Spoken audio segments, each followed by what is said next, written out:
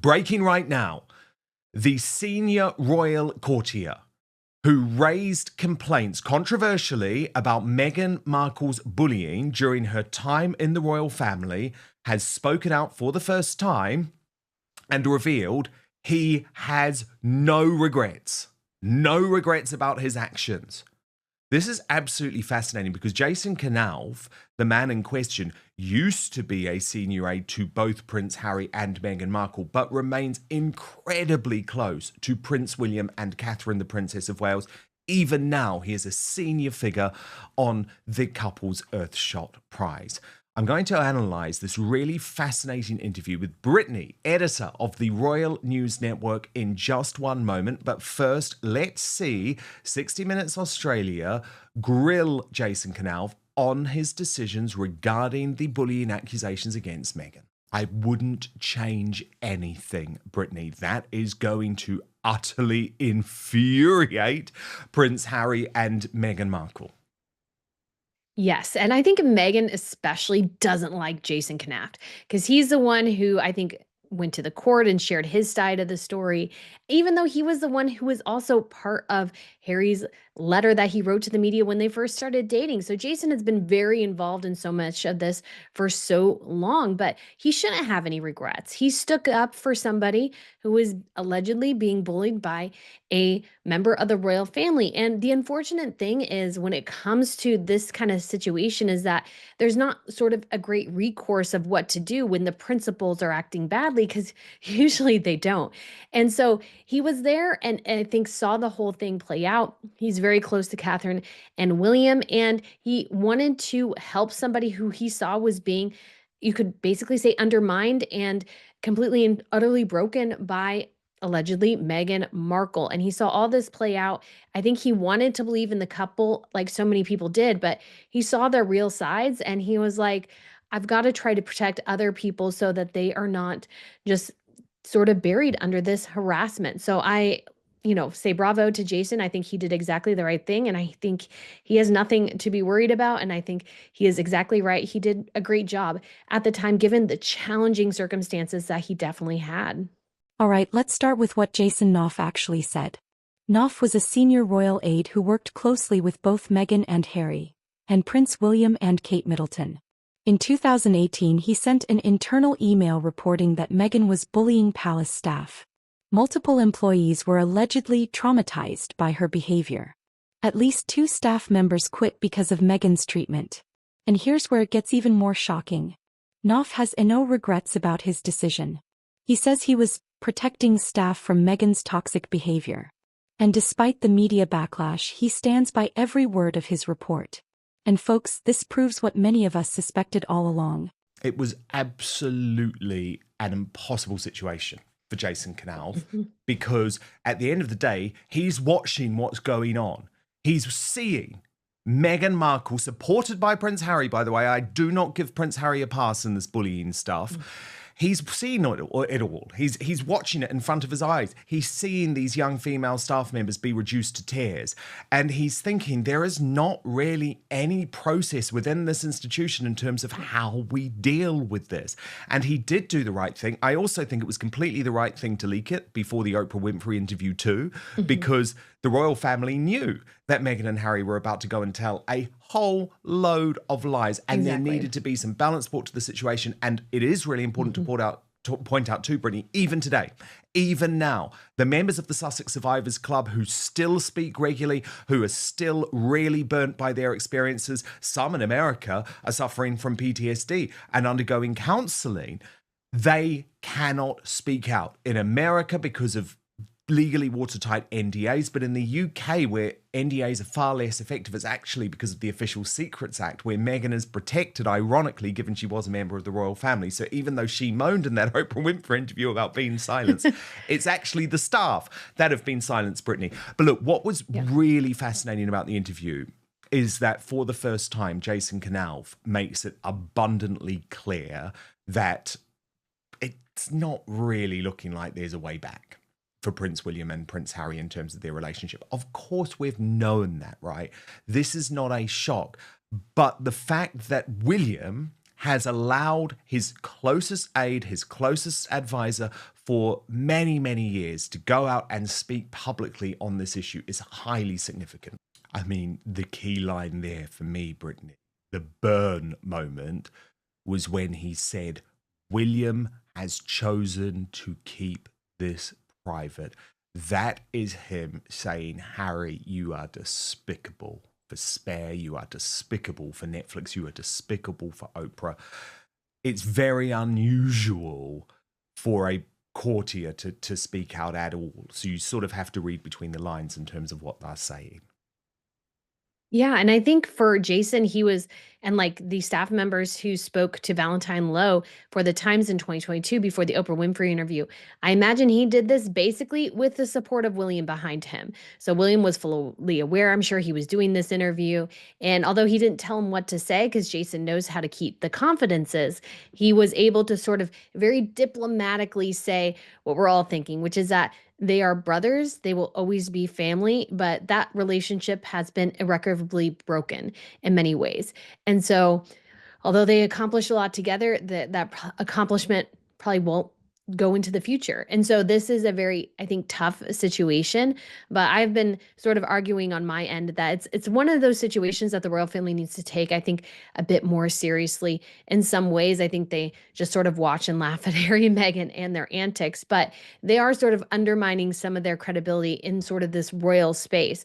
And so I mean, I've argued for amending the letters of patent to say the children must be raised and educated in the UK to have UK titles. I think that should be baseline. That's actually the case in Sweden. It's why Princess Madeline had to move from Florida back to Sweden to ensure her children were still in the line of succession and could keep their titles. I think that's something Charles should make. But I think when it comes to William in the future with Harry, I think William will be a little harsher with Harry and will be like, no, there is no route back. You can be a member of this family, but you cannot be a royal anymore.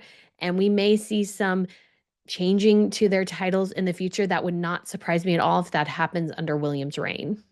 Meghan wasn't some innocent outsider being mistreated by the monarchy. Kate was the one creating a toxic work environment, and the royal family tried to cover it up to protect her. At the end of the day, this was never about racism or bias.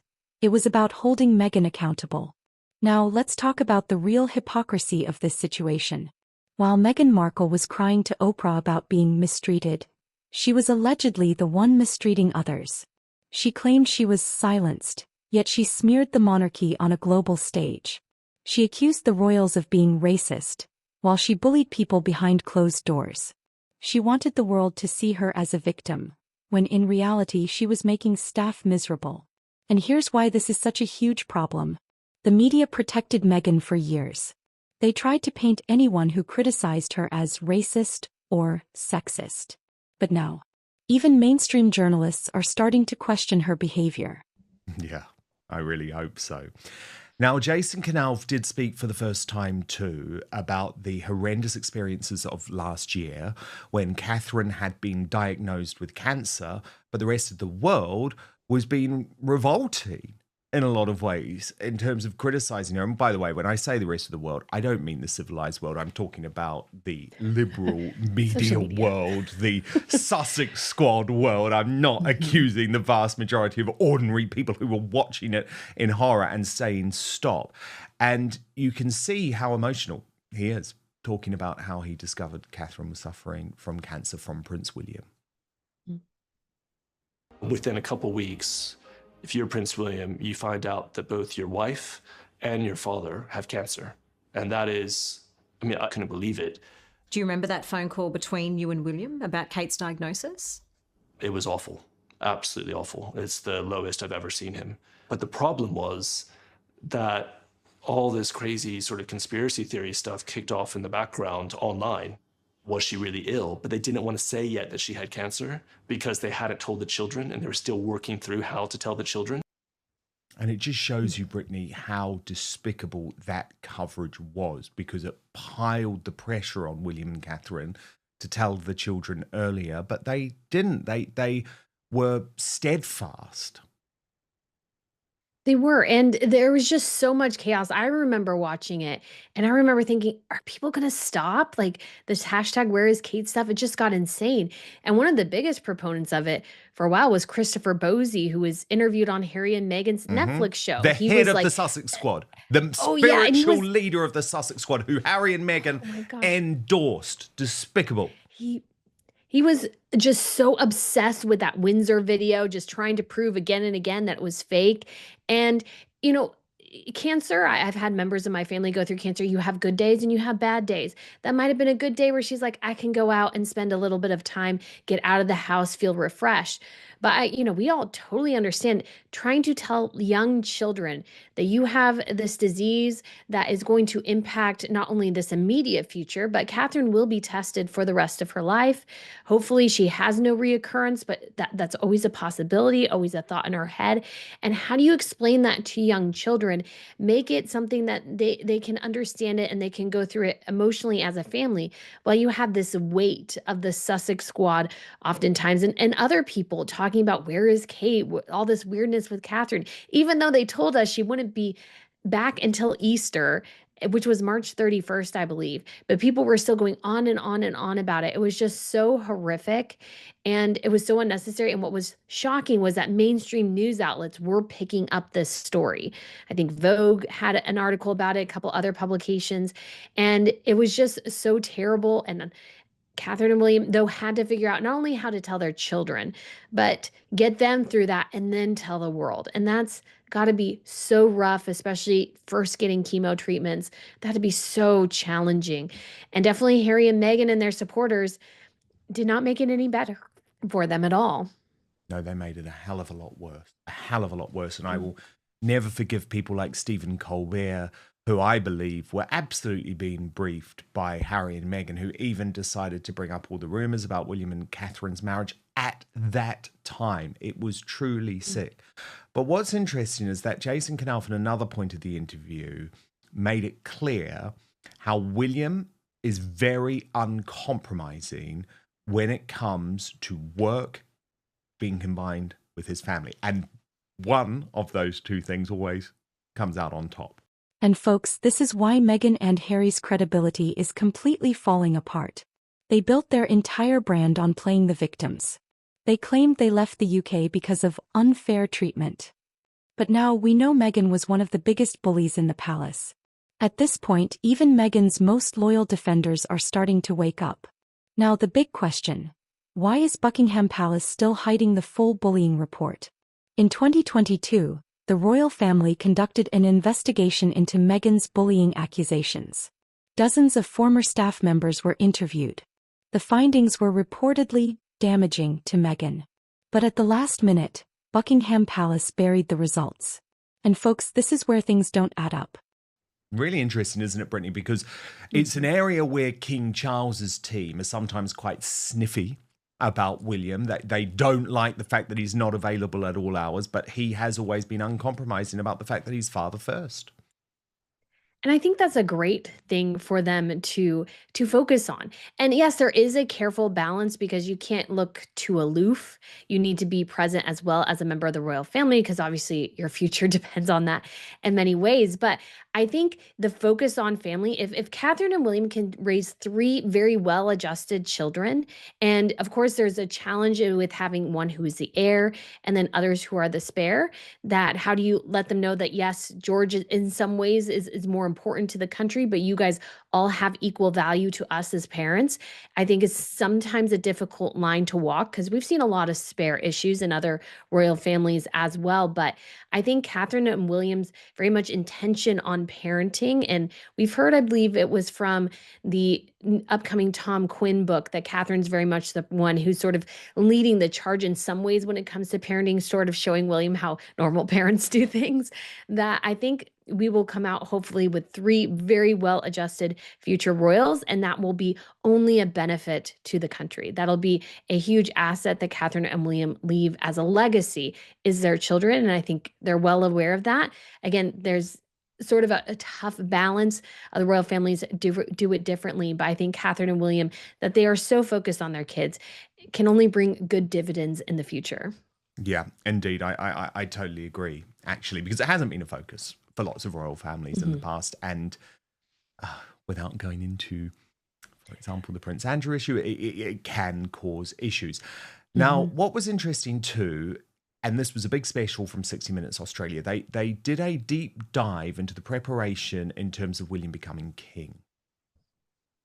Yeah, I mean, look, the Queen, the late Queen Elizabeth II, used to host Prince William every single Sunday at Windsor Castle when he was at Eton. And it was a lovely meeting between grandma and grandson. But I guess you could argue it was a lesson, but it's not done in that way. And it's certainly not done in that way between William and his father, Brittany, because let's just be honest about it. Yes, William has been incredible and therefore his dad since the cancer diagnosis, but there is some natural tension and natural competition between the two men. There is. And the dynamic between, father and son when it comes to royals, I mean, they work well together, and then there can obviously be some challenges because generally the attention goes to the younger royal rather than the older royals. So that is true pretty much across the board. But I think when it comes to William and his future, I think Jason is 100% correct, is that every royal sort of has to make the role their own. But it'll be interesting to see how William balances that with the future of the royal family in terms of how things look. Is he going to bring down and kind of remove some of the pageantry and sort of streamline it? I think going too far in that direction might be a bit of a mistake, because you want to keep the royal family interesting and engaging in that way, and sort of that mystique and mystery that you don't get from celebrities or anybody else. But I think this will be a challenge. It's a new world, and there's obviously a movement towards, the anti-monarchy movement is sort of growing. And so I think William here has a really unique challenge, but I'm sure he's like taking everything in and really trying to think through this probably much, much earlier than he was hoping. But you always have to be prepared. You never know when things might change. And so it's a role every royal has to sort of evaluate and see how they're going to do. And I'm excited to see William as king, but I'm hoping Charles obviously stays as healthy as he can. I mean, it's just so shocking in a way. He had waited so long to be king, and then to get this cancer diagnosis. We know his treatment is ongoing. So just wish for the best for Charles, and so that he can continue to give William this precious time with his family until he has to assume the full role as king. If Meghan was innocent, why suppress the report? If the claims were false, why did 2 employees quit? And why is Jason Knauf still standing by his accusations years later? At the end of the day, it's time for the truth to come out. Meghan has gotten away with too much for too long. The palace needs to stop protecting her and release the full report. And if she's guilty, she needs to be held accountable. Folks, this is a critical moment for the monarchy. Jason Knauf exposed Meghan's bullying, but why is the palace covering it up? Meghan claimed to be a victim, but was she actually the aggressor? With her credibility in tatters, is this the end for Meghan Markle's public image? Let me know your thoughts in the comments below. And also like, share, and subscribe for more.